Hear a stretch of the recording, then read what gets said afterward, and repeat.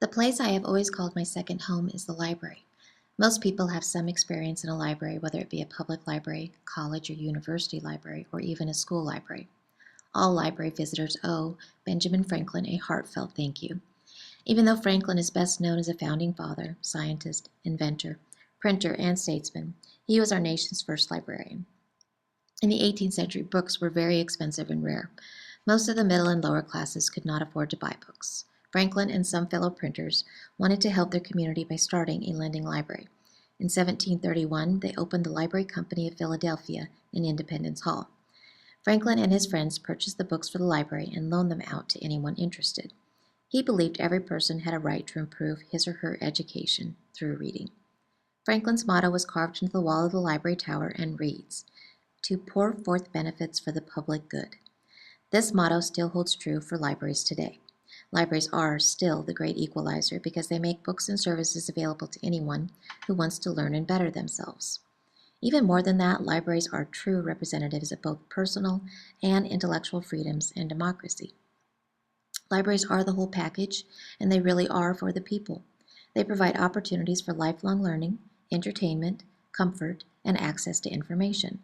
Libraries have grown with the times. They are more than buildings, they are a reflection of their society and reach beyond their four walls. With technology and the push for digital media, the idea of libraries as wall-to-wall bookshelves had to change. Libraries are proactive change makers and information-rich spaces. Libraries have an even greater purpose in the 21st century because now there is an overabundance of information available, and people need help evaluating and navigating the information-rich world they live in. People still go to the library for books and information, but libraries have changed with the times and offer access to technology. Technology has not ruined libraries because libraries embrace it and make it accessible to their patrons. Computer labs and workstations are common in libraries and free to use, along with free access to the internet. Libraries even offer ebooks, online databases and magazines, and technology training for free. Libraries are still welcoming, inviting, and comfortable places for all ages. They meet the needs of all their patrons, from children to grandparents. Walk into a public library and you will find a microcosm of society, and libraries are essential to our society. It is sad that cities, counties, school districts, and states often place libraries on the sacrificial chopping block, labeling them as inessential luxuries just to save money. Libraries are not a luxury. They are windows into the future. A future without libraries is inconceivable.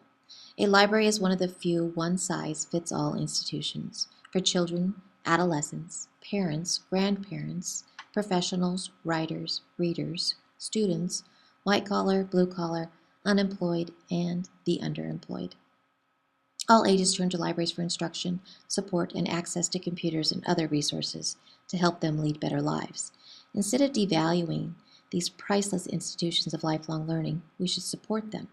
Libraries should be valued as voices of the past, agents for change and improvement in today's world, and windows to the opportunities of tomorrow.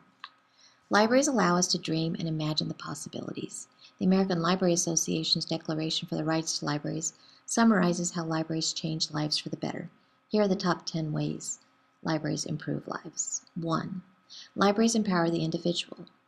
2. Libraries support literacy and lifelong learning. 3. Libraries strengthen families. 4. Libraries are the great equalizer. 5. Libraries build communities. 6. Libraries protect our right to know. 7. Libraries strengthen our nation. 8. Libraries advance research and scholarship. 9. Libraries help us to better understand each other. And 10. Libraries preserve our nation's cultural heritage.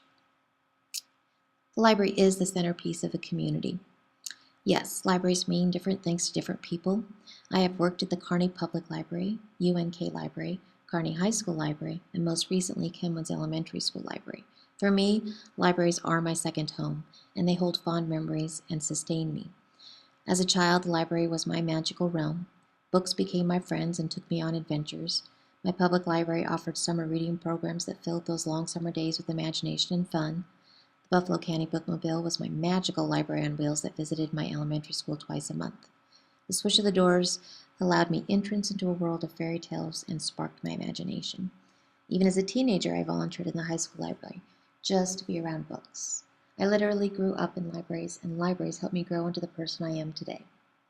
Libraries are a staple of many people's lives, and they deserve a place of honor in our world because they are the great equalizer. The library is one of the last institutions that provides free services and programs for all. Our libraries improve lives, so find some love for your library.